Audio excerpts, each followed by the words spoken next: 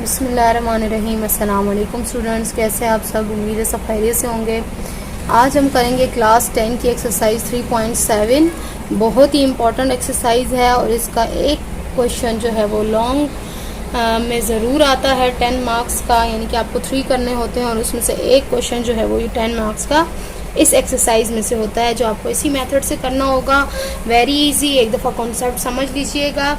अब इसमें क्या कहा गया, सॉल्व द साइमल्टेनियस इक्वेशन। ठीक है, यानी कि आपको जो सेम इक्वेशंस दी होती हैं, यानी कि सेम ही मेथड के साथ सेम ही इनका सीक्वेंस होता है, उस सीक्वेंस के साथ आपको इक्वेशंस दी जाती हैं, वो साइमल्टेनियस होती हैं, दोनों होती हैं, दो होती हैं। ठीक है, अब यानी कि आपके पास इसमें भी x है और y है, इसमें भी x और y है, और इसमें भी इक्वल के दूसरे साइड पर कांस्टेंट है, इसमें भी इक्वल के दूसरे साइड पर कांस्टेंट है। आप लोगों ने इससे पिछली एक्सरसाइज में इस तरह की इक्वेशंस को यूज़ किया है, जिसमें आपने मैट्रिसेस बनाए हैं और मैट्रिसेस के थ्रू जो है वो आंसर्स निकाले हैं। बट इसको हमने अलजेब्रिक मेथड के साथ जो है वो, क्योंकि इनके सोल्यूशन सेट्स भी कहे जाते हैं, तो सोल्यूशन सेट भी कहे जाएँ तो कोई इशू नहीं होता, वो एंड पे सोल्यूशन सेट निकाल लिए जाते हैं। तो आपने जो है मैट्रिसेस का मेथड यूज़ नहीं करना, बल्कि हमने इसमें अलजेब्रिक प्रोसीजर यूज़ करना है। तो हम इसको स्टार्ट करते हैं। सबसे पहले आपने क्या करना होता है, इन इक्वेशंस को आपने नाम दे देना होता है, equation 1 and equation 2। This is our equation 1 and this is our equation 2।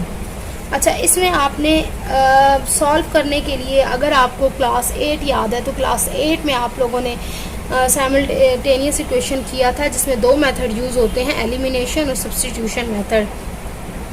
यहाँ पर हम एलिमिनेशन मेथड यूज़ करेंगे, यानी कि हमने देखना है कि आपके पास दोनों इक्वेशंस में से कौन सी चीज़ जो है वो सेम आ रही है, यानी कि आपके पास same value. Number 1, point number 1, आपने सेम वेरिएबल, ठीक है, आपने चेक करना है, और फिर आपने चेक करना है साइन। ठीक है, अब यहाँ पर देखिए, मुझे सेम वेरिएबल विद कांस्टेंट भी लिख लें, विद कोफिशिएंट कहा जाएगा इसको। कोफिशिएंट जो इसका साइड पे इसके साथ नंबर होता है वेरिएबल के साथ। यहाँ पर देखिए, आपका x के पास कोई वेरिएबल नहीं है, कोई कांस्टेंट नहीं है, कोफिशिएंट नहीं है, जबकि यहाँ पर x के साथ 2 है।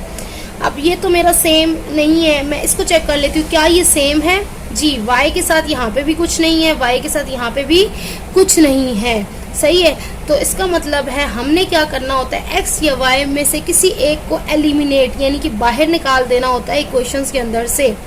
इस मेथड में आपने जो आपको इजी लगे, जो आपको सूटेबल लगे, आपने अपने तौर पर उसमें से x या y, अब देखिए यहाँ पर मुझे सिंपल क्या लग रहा है निकालना, y लग रहा है, क्योंकि y के साथ y और y दोनों सेम है। ठीक है, दोनों सेम है, और क्योंकि इनके इसके साथ भी कुछ नहीं है, इसके साथ भी कुछ नहीं है, तो मेरे लिए बहुत इजी है कि मैं x को छोड़कर y को एलिमिनेट कर दूं।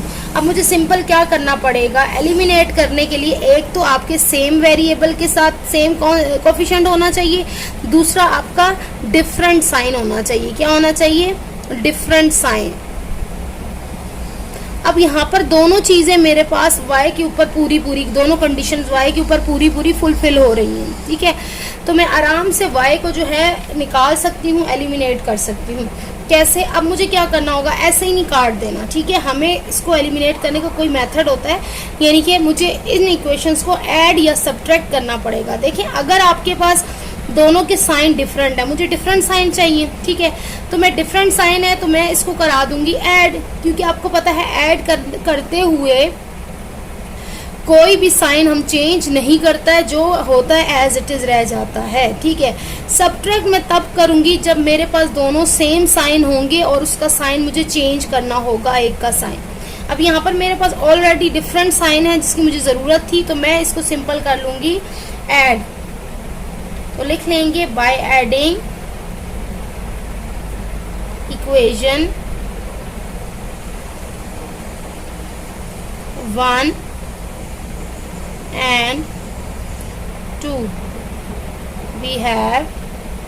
देखिए, मैं इन दोनों को ऐड कर लूंगी, अगर चाहें तो यहाँ डायरेक्ट ऐड कर लें, चाहे तो दोबारा से लिख लें।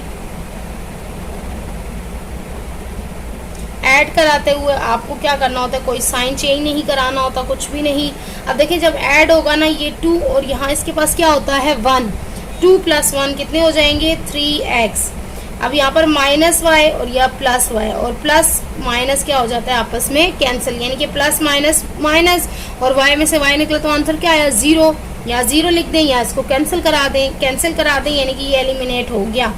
अब ये दोनों ऐड होंगे 5 + 9, 5 + 4 तो आपके पास आ गया 9। अब यहाँ पर देखें x के साथ हमें वैल्यूज चाहिए ना, एंड पे हमें हमारे पास x और y की वैल्यूज चाहिए होंगी, ठीक है।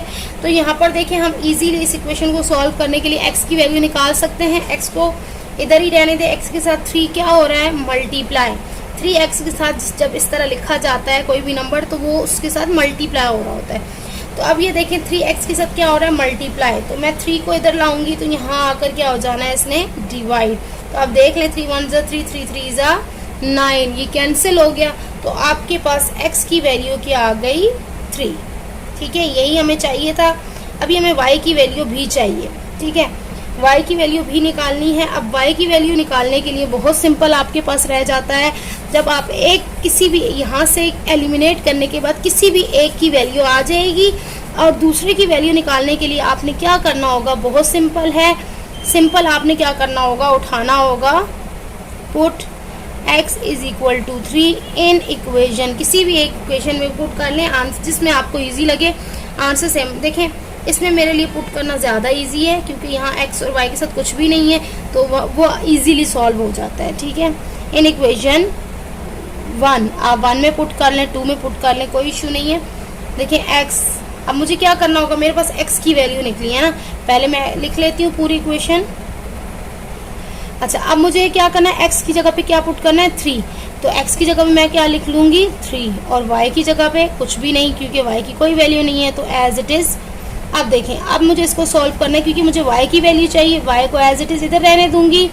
3 क्या हो रहा है y के साथ ऐड हो रहा है, यानी कि +3 है, वहाँ जाके 3 क्या हो जाएगा माइनस। तो ये तो बहुत बेसिक चीज़ें हैं, इसको मज़ीद डिटेल से मैं क्या बताऊं, जब चीज़ इधर मल्टीप्लाई हो रही होती है तो यहाँ आकर डिवाइड हो जाती है, यहाँ प्लस हो रही होती है, यहाँ आकर माइनस हो जाती है, यहाँ माइनस हो रही होती है, यहाँ आकर प्लस हो जाती है। तो ये यहाँ प्लस हो रहा था, यहाँ आकर माइनस हो गया, तो आपके पास 4 - 1 आंसर आ गया 1। तो सो आप लिख सकते हैं, अगर आपको सोल्यूशन सेट कहा जाए, सोल्यूशन सेट इज़।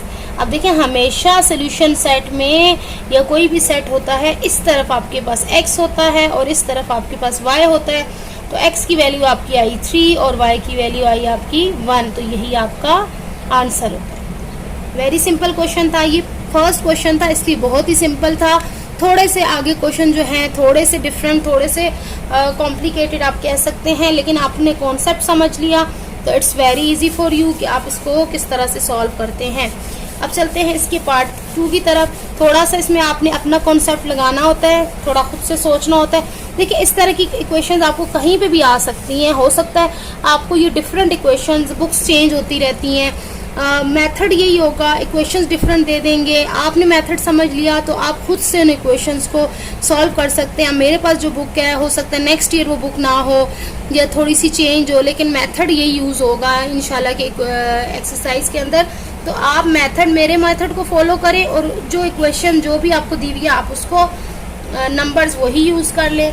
तो देखें आप देखें इसके पास हमारे पास है 3x - 2y = 5/2 और दूसरी मेरे पास है 2x - 3y = 0। देखिए मैं यहाँ डायरेक्ट सॉल्यूशन से, क्योंकि हमारे पास 2 दफ़ा क्वेश्चन लिखना होता है तो मेरे पास टाइम बचाने के लिए मैं, आप समझ लें, डायरेक्ट सॉल्यूशन से मैं इसको सॉल्व कर रही हूँ। तो सॉल्यूशन से हम क्या करते हैं, इसको इक्वेशन 1 का नाम देते हैं, इसको इक्वेशन 2 का नाम देते हैं। अब आप करें, हम इन दोनों में से क्या करना है, एक नंबर एलिमिनेट करना है जो हमने स्टेप किया, या x या y। लेकिन हमें एलिमिनेट करने के लिए क्या चाहिए था, एक तो हमारे पास सेम चीज़ें होनी चाहिए थी, दूसरा हमारे पास क्या होना चाहिए था, डिफरेंट साइन होने चाहिए थे। ठीक है, ये मैं शॉर्ट लिख रही हूँ क्योंकि मैं पहले क्वेश्चन में लिख चुकी हूँ। लेकिन अब हमारे पास यहाँ पे क्या इशू आ रहा है कि आपके पास x के साथ 3 है, कोई भी सेम नहीं है, ना x की कोफिशिएंट सेम है ना y की कोफिशिएंट सेम है। तो हमें क्या करना है, हमें इसको सेम बनाना है। हमें इसको सेम बनाना है। हम कैसे बनाएंगे?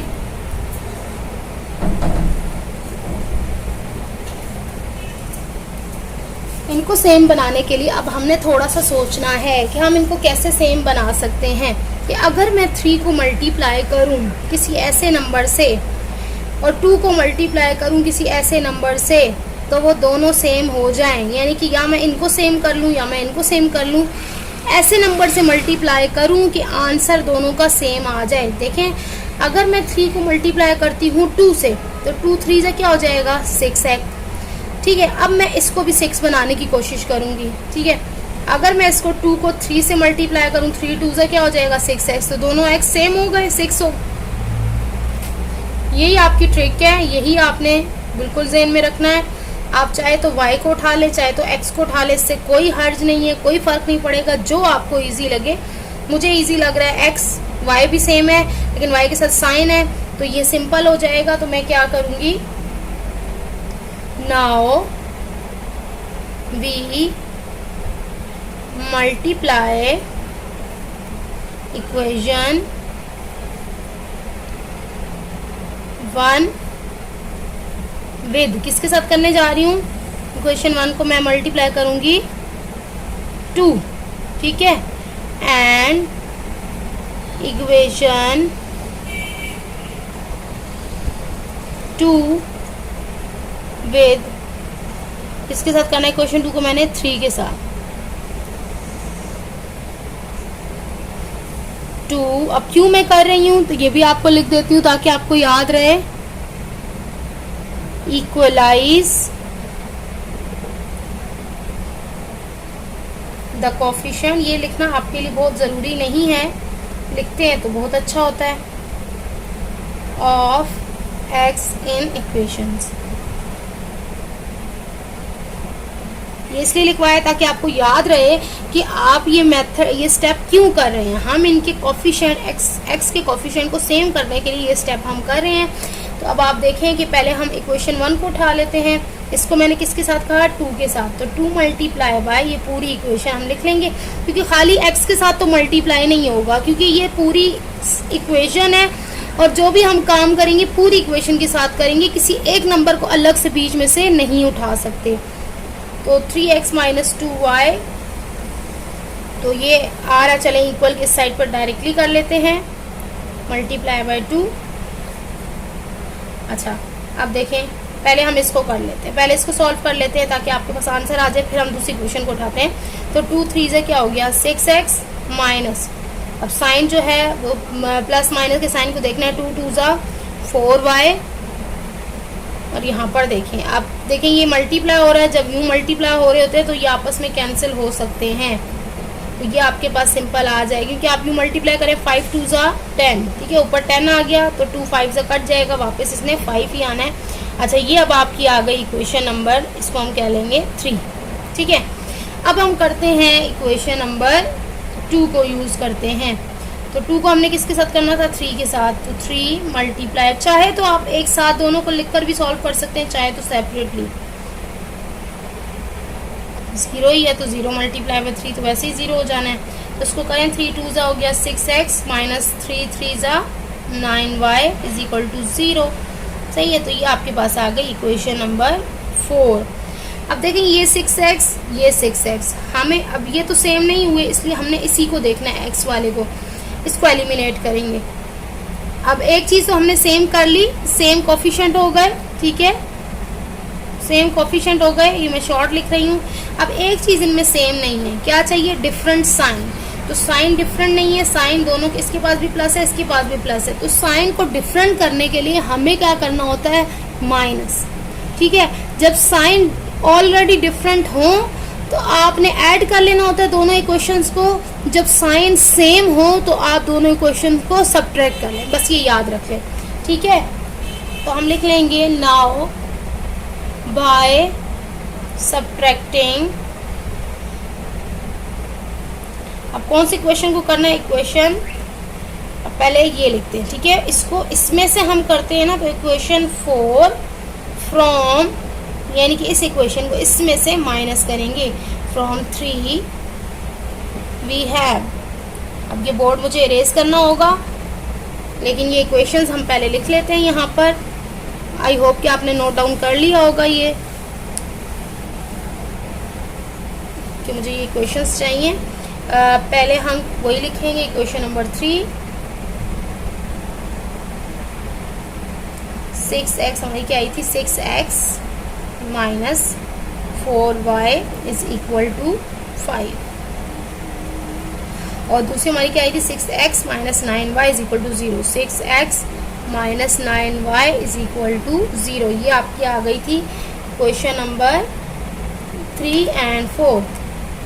तो अब हम इनको क्या कर रहे हैं, सब्ट्रैक्ट कर रहे हैं। भले ही आप इरेज कर लें, सब्ट्रैक्ट कर रहे हैं। तो सब्ट्रैक्ट करने के लिए ये कंडीशन है कि आपने सब्ट्रैक्ट करते हुए साइन चेंज कराने होते हैं नीचे वाली लाइन के। इसका क्या था, प्लस, इसके साथ कि जब कुछ नहीं होता साइन तो क्या होता है, प्लस का। तो प्लस का था, हमने क्या कर दिया, माइनस, और जब माइनस का था तो हमने क्या कर दिया, प्लस, और इसके पास भी प्लस था तो हमने कर दिया minus.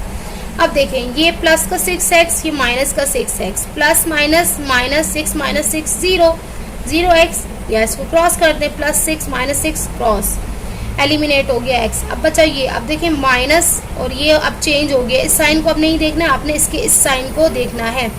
Plus minus minus, 9 minus 4 5y, sign plus का लगेगा क्योंकि बड़े नंबर के साथ प्लस है, 9 बड़ा नंबर है, उसके साथ ये वाला साइन है, ये ख़त्म हो गया। और यहाँ 5 माइनस 0 क्या आ जाएगा, 5।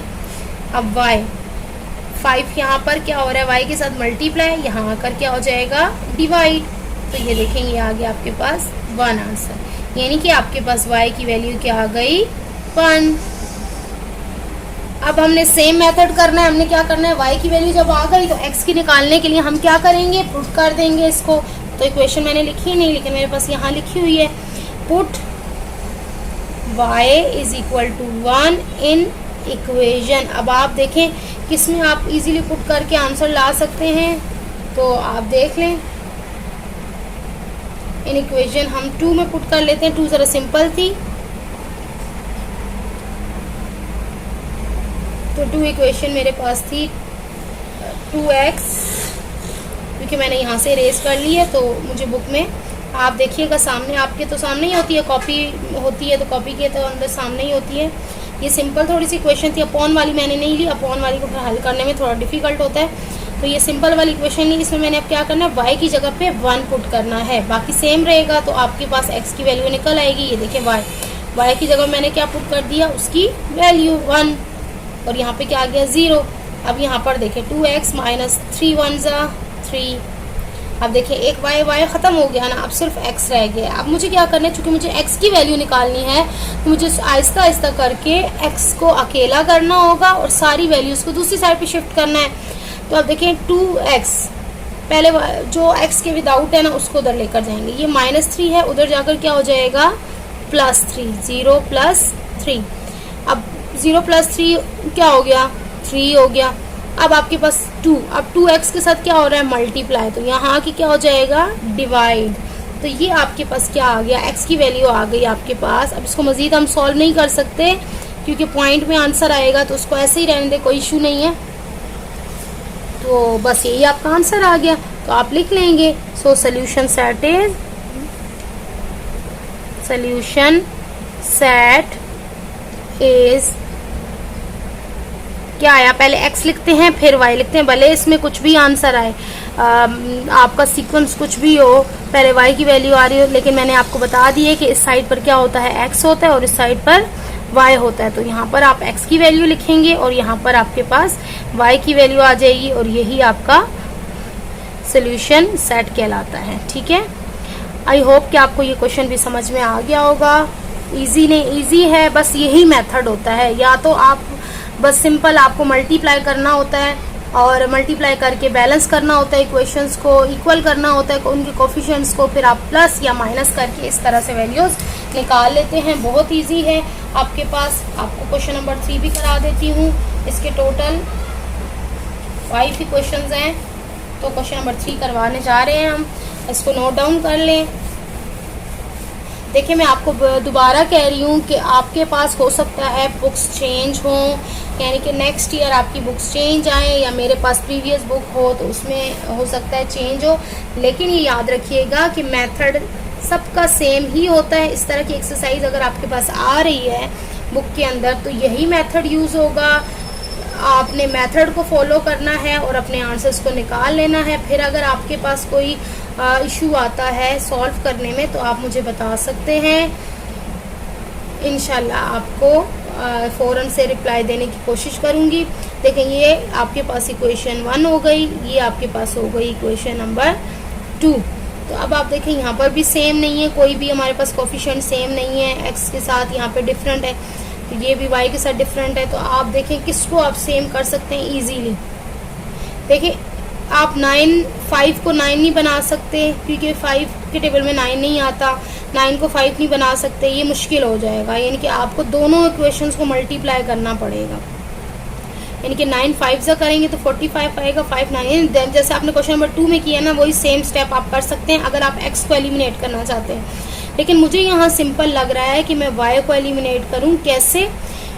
देखिए 2 के टेबल में 4 आ रहा है ना, अगर मैं खाली इस इक्वेशन को 2 से मल्टीप्लाई कर देती हूँ तो ये मेरा y इस y के इक्वल हो जाएगा। मुझे ज़रूरत नहीं पड़ेगी कि मैं इस इक्वेशन को भी मल्टीप्लाई करूँ किसी के साथ। तो मैं यहाँ y को देख रही हूँ, x को नहीं देख रही। y को आपकी मर्ज़ी है, आप अगर x को करना चाहें तो बहुत इजीली कर सकते हैं, लेकिन मुझे आपको ये मेथड भी बताना है कि आप इजीली देख सकते हैं कि अगर x आपका मुश्किल से सेम हो रहा है तो आप y को चेक कर लें। अगर y भी वैसे ही मुश्किल से हो रहा है तो फिर आप जिसको मर्जी को ले लें। लेकिन यहाँ पर मेरा y ज़्यादा इजीली हो रहा है, सिर्फ मुझे इसको करना पड़ेगा, उसको नहीं करना पड़ेगा। तो आप देखिए मैं क्या करूँगी यहाँ पर, बाय मल्टीप्लाइंग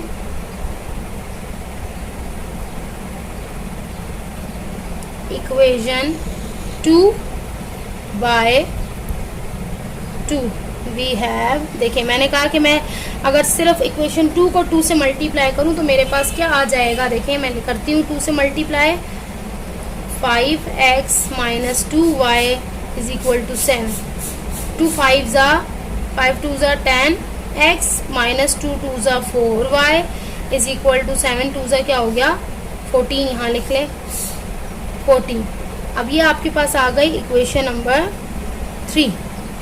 ठीक है, अब आप देखें ये वाली इक्वेशन 3 और ये इक्वेशन 1 दोनों सेम हो गया, y का कोफिशिएंट सेम हो गया। तो अब देखें इसमें +4y है। हमें क्या चीज़ें चाहिए होती हैं इन इक्वेशंस को एलिमिनेट करने के लिए? नंबर को एक तो कोफिशिएंट सेम होना चाहिए, दूसरा उनका साइन डिफरेंट होना चाहिए। तो यहाँ पर देखिए मेरे पास कोफिशिएंट इसका और इसका सेम हो गया, इसके पास भी 4 है, इसके पास भी 4 है, और साइन भी डिफरेंट हो गई। यहाँ पे प्लस है और यहाँ पर माइनस है। तो जब साइन डिफरेंट होते हैं तो हमें क्या करना पड़ता है, ऐड करना पड़ता है। Now we add equation 3 and 1। ठीक है, अब इक्वेशन 3 एंड 1 को मैं सिंपली ऐड करा देती हूँ। आप जिस तरह भी चाहें, एक लाइन से चाहें या यूँ चाहें, मैं ऐसे कर ले, मुझे ऐसे ज़्यादा इजी लगता है। 4y इज इक्वल टू 43 और प्लस मैंने इक्वेशन 3 लिखनी है 10x minus 4y is equal to 14, क्योंकि ऐड करने में तो कोई इशू नहीं आता, इशू आता है सब्ट्रैक्ट करने में। तो ये देखिए 10 प्लस 9 कितने हो गए 19x, और ये तो आपका कैंसिल हो गया, प्लस 4y माइनस 4y। अच्छा इसको ऐड करा लें, 4 और 3 कितने हो गए 7 और 4 और 1 5 57। x इज इक्वल टू 19 यहाँ मल्टीप्लाई हो रहा है, यहाँ की क्या हो जाना 19 ने डिवाइड, तो ये कट जाएगा 19 के टेबल में। 19 1 ज़ा 19, 19 3 ज़ा 57 आता है। तो आपके पास वैल्यू आ रही है x की 3, 19 3 ज़ा 57 होता है। अब x3 आ गया, अब तो y का तो मसला ही नहीं बचता। जब x एक वैल्यू निकल आती है तो फिर दूसरा हमारे लिए बहुत इजी हो जाता है। अब हम क्या करेंगे, put x is equal to 3 in. अच्छा अब हमारे पास यहाँ थोड़ा इक्वेशंस में अगर मैं पुट करती हूँ इक्वेशन 1 में तो भी ठीक है, अगर लेकिन मेरे पास क्या आ रहा है, दोनों सूरत में कोई चीज़ डिवाइड होगी, क्योंकि आप दोनों कोफिशिएंट के साथ कोई ना कोई नंबर मौजूद है। अब मैं इसको किसी भी इक्वेशन को उठाती हूँ, चले मैं इक्वेशन 1 को उठा लेती हूँ। इन